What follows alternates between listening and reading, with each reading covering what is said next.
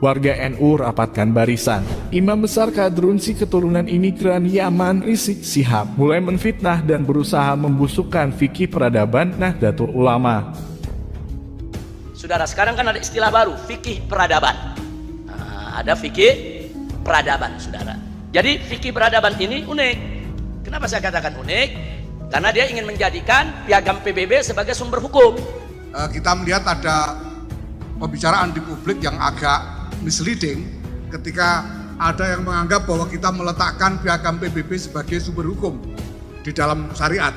Arogansi mereka, cara mereka bersikap, seolah-olah mereka lebih hebat, lebih dahsyat, lebih suci dari orang-orang Nusantara. Ini ke depan akan menimbulkan banyak masalah, secara sosial maupun secara politik. Ini piagam PBB yang mana yang mau dijadikan sumber hukum? Resolusi yang mana? Apa putusan bolehnya LGBT mau dijadikan sumber hukum? Karena dalam resolusi PBB ada yang melegalkan LGBT. Itu adalah kesalahpahaman ya, karena ya dari orang-orang yang tidak mengikuti langsung muktamarnya, yang di situ didiskusikan tentang posisi piagam PBB dan organisasi PBB di mata syariat. Dan termasuk resolusi PBB mewajibkan seluruh dunia untuk menerapkan sistem demokrasi. Nggak boleh ada sistem khilafah. Ada dalam resolusi PBB. NU ini kan yang paling memuliakan para Habib, yang paling mencintai Habib itu kan NU. Malah dimusuhi, disindir. Fikih beradab, no problem. Memang fikih beradab, nggak ada fikih yang tidak beradab. Semua ajaran fikih beradab. Tapi kalau fikih peradaban, tunggu dulu. Apalagi sampai piagam PBB mau jadikan sumber hukum, itu kita tolak ya, kawan. Malah ngajak berantem orang yang paling mencintai, kan aneh bagiku itu. Ini salah sasaran, coy, kan itu. Warga negara Indonesia keturunan Yaman, Hadramut, jangan bikin galau di NKRI.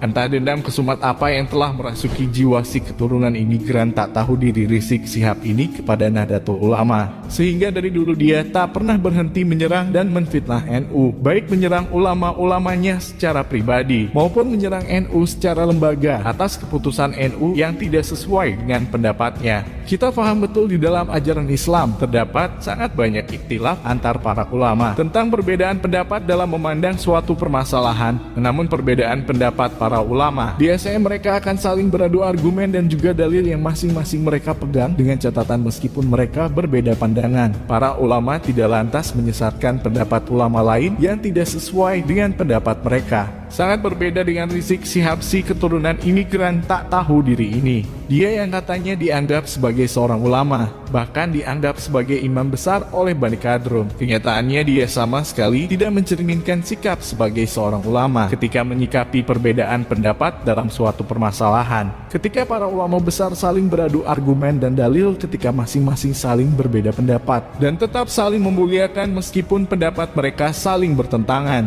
Yang dilakukan oleh Rizik Syihab si keturunan imigran ini justru kebalikan dari itu semua. Dia sama sekali tidak mengeluarkan bantahan, dan yang bisa dia lakukan hanyalah menghujat serta menfitnah apa yang menjadi pendapat ulama lain yang tidak sepaham dengan isi otaknya. Kita harus ekstra waspada jika kemarin hanya para dedengkot ormas haram HTI yang menfitnah fikih peradaban Nahdlatul Ulama. Kini imam jumbonya si keturunan imigran tak tahu diri Rizik Syihab juga mulai keluar, ikut-ikutan menfitnah dan berusaha membusukkan ijtihad besar para ulama ahli fikih dari seluruh dunia yang diinisiasi oleh Nahdlatul Ulama. Fitnahan imam besar Bani Kadrun ini masih sama dengan fitnahan para gembong HTI kemarin, yaitu menfitnah fikih peradaban telah mengambil piagam PBB sebagai sumber hukum dalam syariat Islam. Muktamar Internasional Fikih Peradaban yang diikuti oleh para ulama ahli fikih dari seluruh dunia jelas membahas tentang posisi piagam PBB yang menjadi kesepakatan dunia internasional saat ini. Apakah kedudukannya sah atau tidak jika harus diikuti menurut hukum fikih? Piagam PBB yang poinnya berisi tentang perdamaian, menjaga persaudaraan antar bangsa, menjalin kerjasama ekonomi sosial budaya, bekerja sama dalam hal kemanusiaan, tentu merupakan nilai-nilai positif yang sama sekali tidak bertentangan dengan ajaran syariat Islam. Poin-poin inilah yang dibahas dalam Muktamar Internasional Fikih Peradaban. Bagaimana kedudukan piagam tersebut jika harus dilaksanakan? Apakah bertentangan dengan syariat Islam atau tidak? Bukan menjadikan piagam PBB sebagai sumber hukum seperti seperti yang difitnahkan oleh imam besar Bani Kadrun beserta para budak-budaknya.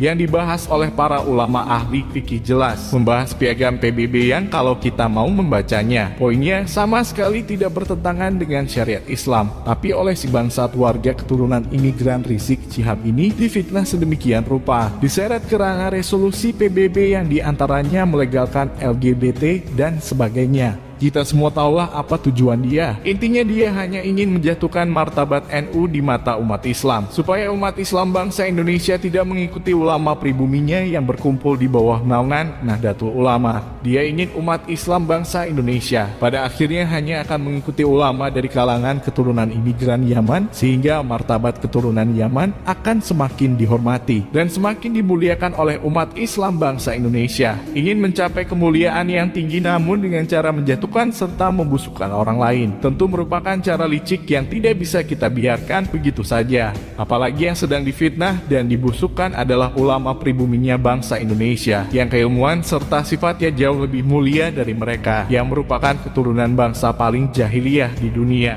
Saya khawatir nanti ya bisa terjadi pengusiran dan lain-lain, bisa terjadi tragedi kemanusiaan.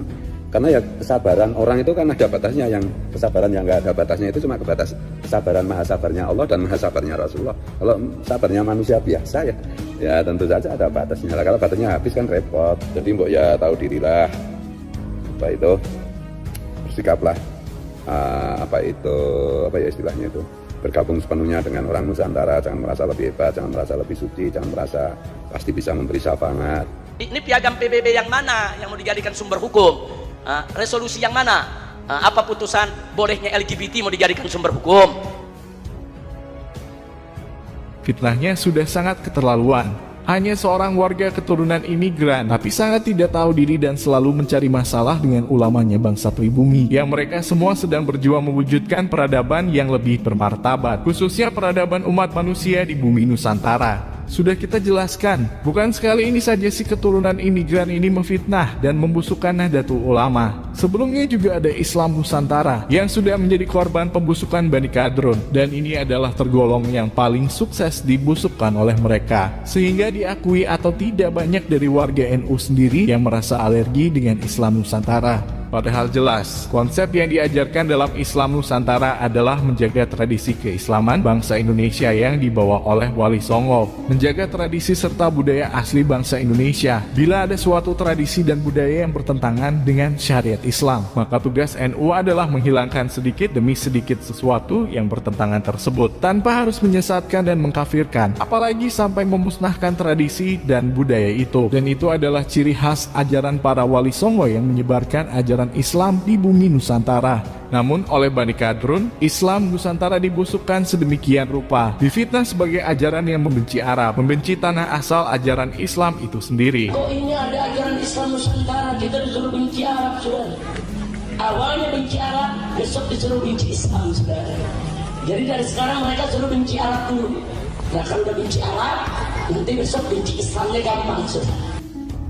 Salahkah jika umat Islam bangsa Indonesia mencintai tradisi dan budayanya sendiri? Salahkah jika bangsa Indonesia berusaha membendung budaya asing tak terkecuali budaya Arab masuk ke tanah kita, sehingga akibatnya akan mengancam tradisi dan budaya asli bangsa Indonesia?